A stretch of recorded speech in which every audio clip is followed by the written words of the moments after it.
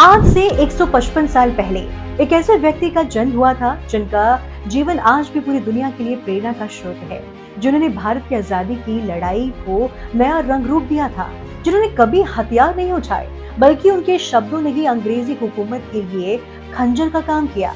अब तक आप समझ ही गए होंगे कि हम किन की बात कर रहे हैं। जी हाँ, हम बात कर रहे हैं गांधी जी की, जिन्हें महात्मा गांधी, राष्ट्रपिता, बापू कई नामों से बुलाते हैं। 2 अक्टूबर को राष्ट्रपिता महात्मा गांधी की जयंती मनाई जाती है। उनके कई किस्से हैं जिससे कोई भी उनके जीवन के बारे में जान और समझ सकता है। ये तब की बात है जब भारत के वायसरॉय वॉयवल थे। वॉयवल का सीधा हिसाब था 2 धर्मों में फुट डालकर उन पर कब्जा करना। ऐसे में जब गांधी जी पहली बार कोलकाता में वॉयवल से मिले तो उन्होंने देश में चल रही राजनीति को देखते हुए उनसे कहा कि हम जिस हाल में हैं हमें छोड़ दीजिए, हम अपनी समस्याओं का हल खुद निकाल सकते हैं। तो वहीं ट्रेन में हिंदू मुस्लिम पानी देख गांधी जी हैरान हो गए और ये ब्रिटिशर्स के बनाए नियमों का ही नतीजा था, जो नजारा गांधी जी ने हरिद्वार जाती ट्रेन में देखा। कहते हैं कि जब गांधी जी 1915 में हरिद्वार कुंभ मेले में जा रहे थे तब सहारनपुर रुकी ट्रेन में बैठे लोगों का गला प्यास से सूख रहा था, मगर जब कोई पानी पिलाने वाला मुस्लिम ट्रेन में चढ़ता तो बस उसका धर्म जानकर लोग वो पानी नहीं पी रहे थे। ये सब देखने के बाद गांधी जी हैरान हो गए। गांधी जी को ये बात कई दिनों तक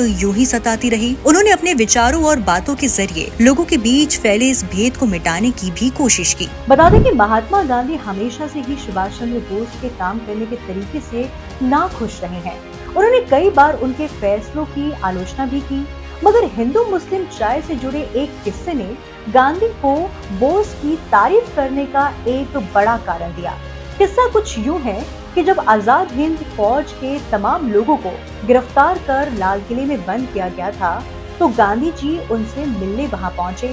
तब आजाद हिंद फौज के दीवारों ने उन्हें बताया कि यहाँ हिंदू मुस्लिम चाय बनती है, ये लोग हमको रोज सुबह बांटते हैं, जबकि हमारे अंदर कोई भी मंशा नहीं होती, हमारे बीच कोई झगड़ा नहीं है, लेकिन सरकार का हुक्म है कि हिंदू चाय अलग बने और मुसलमान चाय अलग बने। तो गांधी जी ने पूछा कि आप क्या करते हैं अगर हिंदू चाय और मुसलमान चाय अलग अलग दी जाती है। उनका कहना था कि हमने एक बड़ा सा बर्तन रखा है और उसमें हिंदू चाय और मुसलमान चाय मिला देते हैं और फिर बांट के पी लेते हैं। गांधी जी हैरान हुए और फिर एक बातचीत में उन्होंने तब के वायसरॉय वॉयवल से कहा कि आप लोग यहाँ से चले जाएं, हम अपनी समस्याएं खुद निपटा लेंगे, क्योंकि आपके रहते हिंदू मुस्लिम एकता आ ही नहीं सकती। महात्मा गांधी ने सुभाष चंद्र बोस के काम करने के ढंग की हिंसा पर जो उनका भरोसा था उस पर फौज के गठन और फौज के जरिए आजादी हासिल करने की कोशिश की, कई बार आलोचना की थी, लेकिन लाल किले से लौटने के बाद गांधी ने साफ साफ शब्दों में कहा कि